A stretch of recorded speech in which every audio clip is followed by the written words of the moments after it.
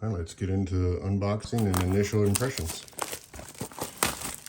So this is the 2-pack of kitchen scissors.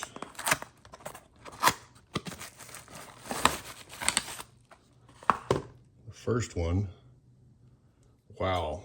So this is like super heavy. Very precise feeling. Very well made. I don't think I have anything negative to say about it. They seem really precise. Let's check out the second one.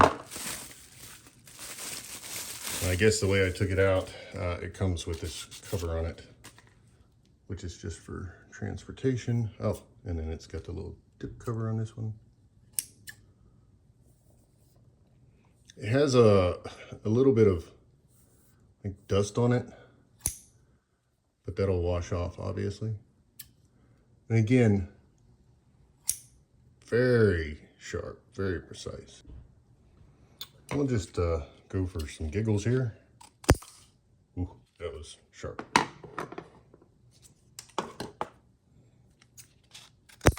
Yep. I'm impressed. I like these.